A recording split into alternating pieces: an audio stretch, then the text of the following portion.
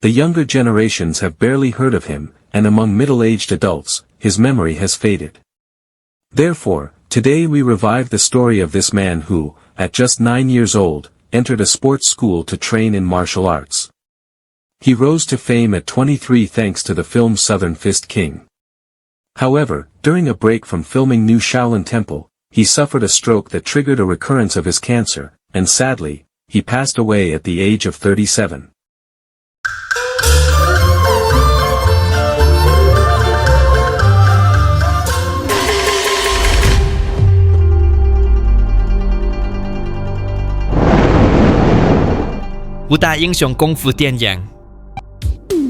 Nowadays, with the rise of fantasy and mythological dramas, there are hardly any films that showcase authentic martial arts. The number of genuine kung fu actors has also dwindled. In the great martial arts productions of the past century, the performers were not just actors, they were true practitioners. Men and women who mastered kung fu and were brave enough to take on risky combat scenes themselves. But time moves on, and with the retirement of those veterans, the industry has shifted. Today's younger stars only need to show their faces, while stunt doubles handle the rest. As a result, those thrilling fight sequences that once left audiences breathless are becoming rare. When people talk about kung fu actors, names like Jet Li, Zhao Wenju, Wu Jing, and Wang Qiu usually come up first. Yet, one figure rarely comes to mind: Qiu Jianguo. His career was short but intense, and though he never reached the same level of fame as some of his peers, his passion and dedication make him a name worthy of remembrance and admiration.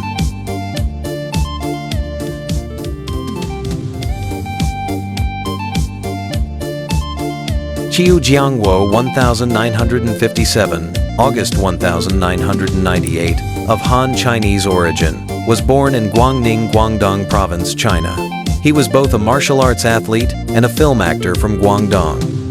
During his career, he signed contracts with Golden Harvest and Wing Fat Film Company, and became known as the King of Southern Fist. In 1970, Qiu Jianguo entered the Guangning Amateur Sports School.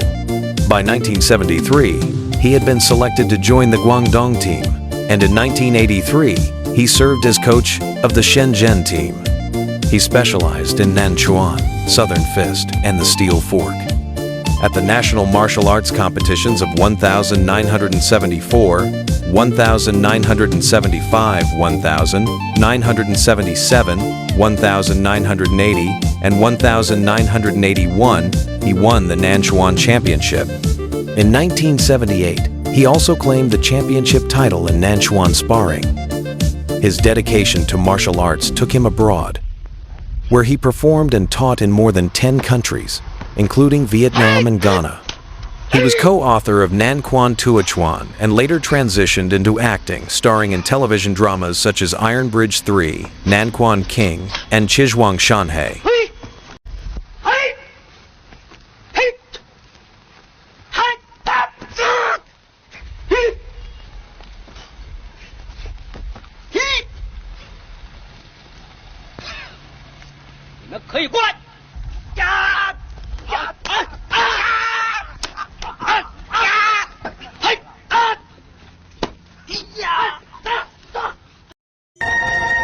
这位是南拳王邱建国，他曾经荣获6届南拳冠军。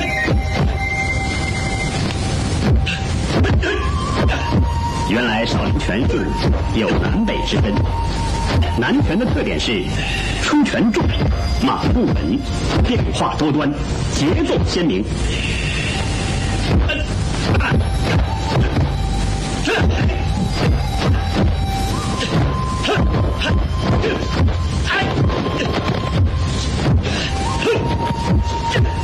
不过练南拳，为了要使出拳必中，必须叫唤。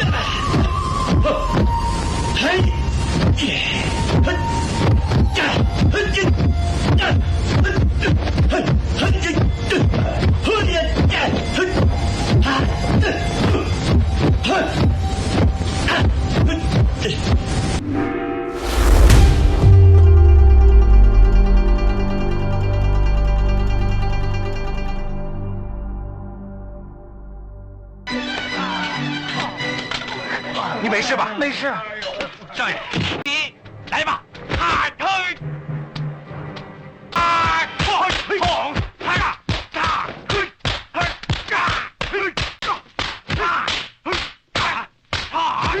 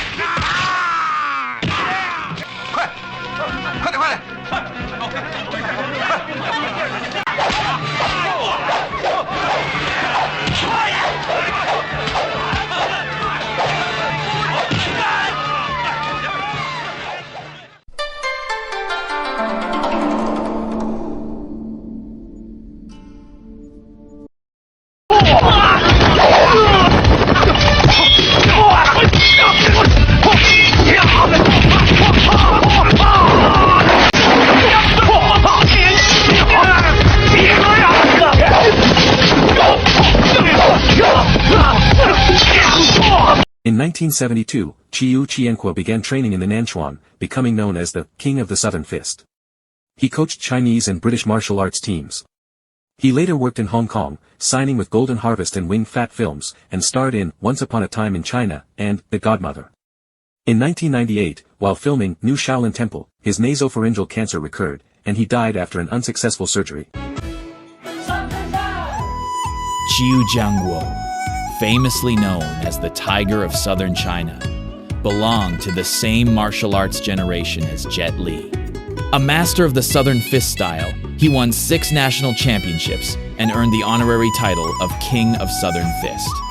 His reputation was such that a Hong Kong film producer commissioned a movie tailored for him, aptly named King of Southern Fist, showcasing not only his fighting skills, but also building the image of a Guangdong hero with tanned skin, a muscular physique, and strikingly powerful moves.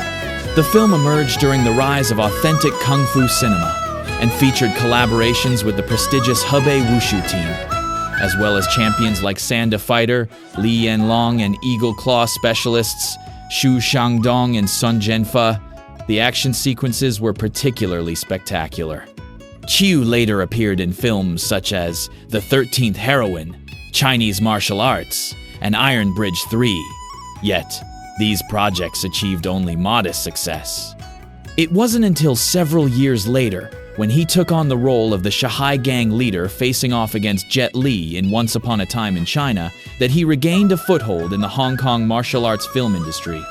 After playing a series of villainous roles that weighed on him, Qiu sought a fresh start.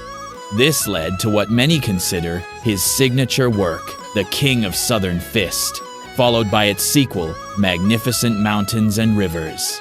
Set during the reign of Emperor Daoguang, at the time of Lin Zexu's anti-opium campaigns and decades before the Taiping Rebellion depicted in the first film, the sequel presents Qiu as a patriotic arms supplier who forges cannons for Guan Tianpei and even develops a romantic relationship with Guan's Western-educated daughter. Lin Zexu's involvement is so prominent that viewers may wonder how the director made his casting decisions. The cast also included the relatively unknown Jun Feng. However, The Magnificent did not match the popularity of its predecessor. Perhaps audiences found it hard to separate Qiu from his entrenched image as an on-screen villain. Eventually, he returned to type, portraying the thief Ren Zhonghang in Tai Chi Master. Qiu Jianguo never achieved the fame of Jet Li, and his later career proved difficult. In the Hong Kong TV series Iron Bridge 3, about Liang Kun of the 10 Tigers of Guangdong, his role was minimal, little more than an action double, with unimpressive fights and barely any dialogue. The production received lukewarm reviews and was soon forgotten. He later appeared in the Beijing Film Academy's 3D movie The 13th Sister, but soon disappeared from the screen, spending years as a coach for the Shenzhen Wushu team alongside Jet Li and later lecturing in France. Qiu resurfaced in the early 1990s in Sui Hark's Once Upon a Time in China, portraying the villainous Shahe gang leader. Although his fight scenes with Jet Li were eye-catching, his scoundrel-like image left audiences with little sympathy. In the sequel, A Man Must Serve His Country, directed by Zhang Xinyan, his despised villain role further damaged his reputation. Meanwhile, Jet Li's career soared, turning him into a global superstar on par with Jackie Chan, Chow Yun-fat, and Stephen Chow, highlighting the sharp contrast with Qiu Jianguo's uneven path. Perhaps weary of playing villains or eager to reclaim his former glory, Qiu Jianguo financed a sequel to King of Southern Fist, titled Magnificent Mountains and Rivers. He reprised his role as Lin Hainan and invited notable stars such as Yu Hai, the Mantis Fist Master from Shaolin Temple, and newcomer Zun Feng to join the cast. The story was set during the Opium War, years before the Taiping Rebellion, but despite careful production, the film fell flat.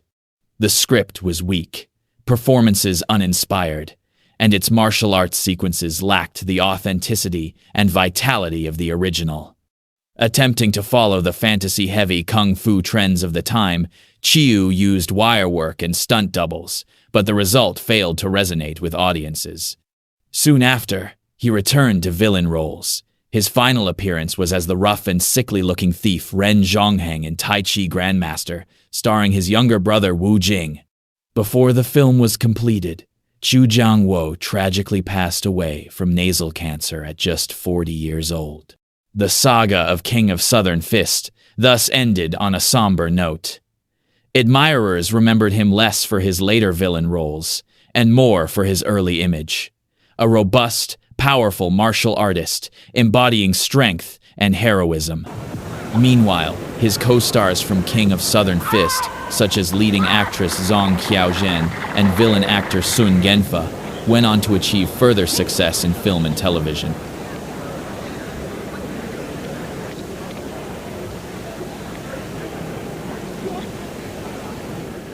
The reporter met Zhang Xinyan, the mentor who brought Qiu Jianguo to Hong Kong to develop his career.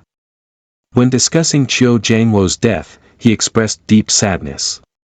He commented that Qiu Jianguo had been diagnosed with nasopharyngeal cancer a long time ago, but that he had recovered. In 1997, after finishing filming Tai Chi Grandmaster and participating in the new Shaolin Temple, he was resting in his car one day with the air conditioning on. He suffered a stroke while lying down, and during treatment, it was discovered that the nasopharyngeal cancer had recurred. Zhang Xinyan reported that Qiu Jianguo underwent surgery, but the cancer had spread to his skull and brain cavities, resulting in his death.